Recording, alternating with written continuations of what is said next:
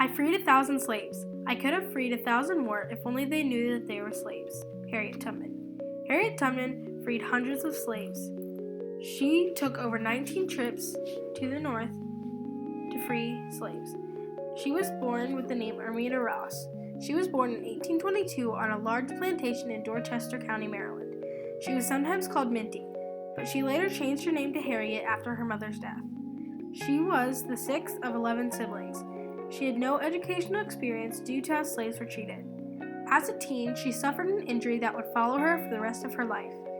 She was always ready to stand up for others. For example, one time she blocked the doorway to protect another field worker from an angry overseer.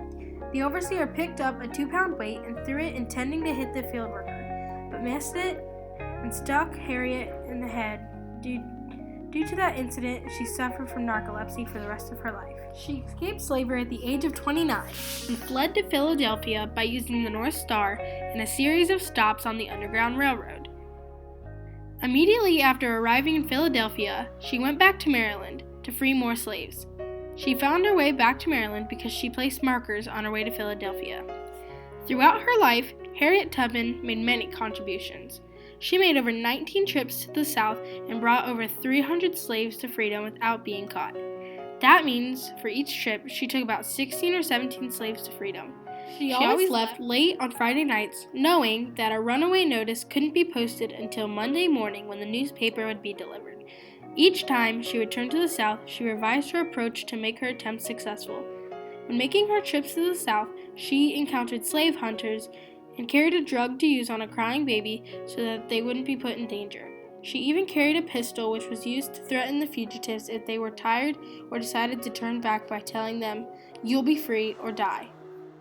Becoming friends with the leading abolitionist of the day, Tubman took part in an anti-slavery meeting.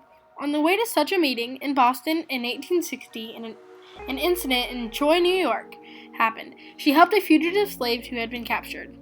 Tubman had made the perilous trip to Save County 19 times by 1860, including one that had an especially challenging journey, in which she rescued her 70-year-old parents, one of the famed heroine who became known as Moses. Frederick Douglass said, "I know of no one who has willingly encountered more perils and hardships to serve our enslaved people than Harriet Tubman." And John Brown, who conferred with General Tubman about his plans to raid Harper's, once said that she was one of the bravest persons on this continent. During the Civil War, Harriet Tubman worked for the Union as a cook, a nurse, and even a spy. After the war, she settled in Auburn, New York, where she would spend the rest of her long life. Harriet spent her life trying to help African Americans, whether it was freeing them from slavery or fighting for the civil rights. She died in 1913. She also impacted the way abolitionist movements happened.